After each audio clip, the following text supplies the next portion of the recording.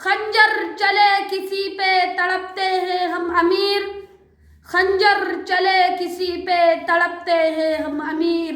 سارے جہاں کا درد ہمارے جگر میں ہے۔ نحمدہ ونصلی علی رسولہ الکریم، اما بعد، اعوذ باللہ من الشیطان الرجیم،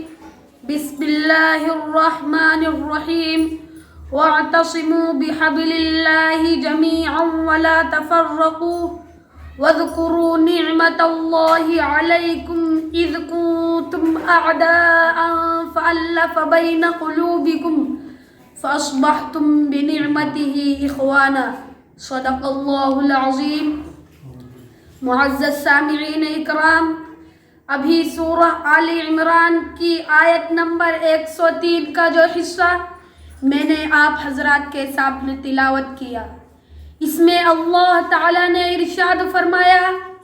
اللہ کی رسی کو مضبوطی سے تھام لو اور آپس میں پھوٹ نہ ڈالو، اور اللہ تعالیٰ کی اس وقت کی نعمت کو یاد کرو جب تم ایک دوسرے کے دشمن تھے تو اس نے تمہارے دلوں میں الفت و محبت ڈال دی، پس تم اس کی مہربانی سے بھائی بھائی ہو گئے۔ معزز سامعین اکرام، دنیا کی تمام زبانوں میں اتحاد اور اتفاق کے مفہوم کا کوئی نہ کوئی محاورہ ضرور ملے گا، جسے اردو میں کہا جاتا ہے اتفاق میں برکت ہے، اور انگریزی میں کہا جاتا ہے یونین اسٹرینتھ، اتحاد طاقت ہے۔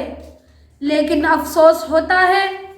کہ جب ہم امت مسلمہ کو مسلکی، لسانی، علاقائی، ذات اور برادری کے اختلافات میں مبتلا دیکھتے ہیں تو قرآن میں سورہ مومنون کی آیت نمبر 52 یاد آتی ہے، ان هذه امتکم امۃ واحدہ، یقیناً تمہارا یہ دین ایک ہی دین ہے اور تم ایک ہی امت ہو۔ علامہ اقبال نے کہا تھا،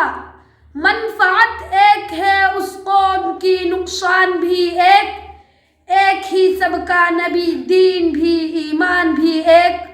حرم پاک بھی اللہ بھی قرآن بھی ایک، کچھ بڑی بات تھی ہوتے جو مسلمان بھی ایک۔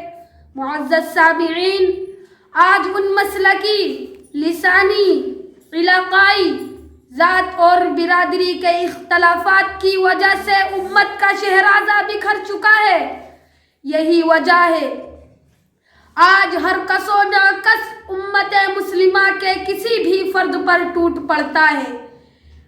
مسلمانوں کا تو امتیاز ہی یہ تھا کہ اگر کسی بھی ایک شخص پر دنیا کے کسی کونے میں ظلم ہو تو پوری مسلم امت اس سے متاثر ہوتی تھی۔ امیر مینائی نے کہا تھا، خنجر چلے کسی پہ تڑپتے ہیں ہم امیر، خنجر چلے کسی پہ تڑپتے ہیں ہم امیر، سارے جہاں کا درد ہمارے جگر میں ہے۔ معزز سامعین، اتحاد، اتفاق اور یکجہتی کے بغیر کوئی قوم زندہ نہیں رہ سکتی، کیونکہ جب تک قوم محبت، اتفاق، اتحاد کے ساتھ رہیں تو انہیں کوئی شکست نہیں دے سکتا، کیونکہ جب تک قوم متحد ہوئی ہے وہ قوم کہلاتی ہے،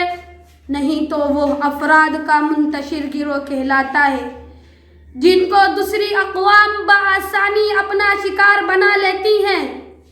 اور ان کے پاس اپنا دفاع کرنے کی بھی صلاحیت نہیں ہوتی۔ جب ہماری صفوں میں اتحاد تھا، ہم متحد تھے، ہماری قوم میں یکجہتی تھی،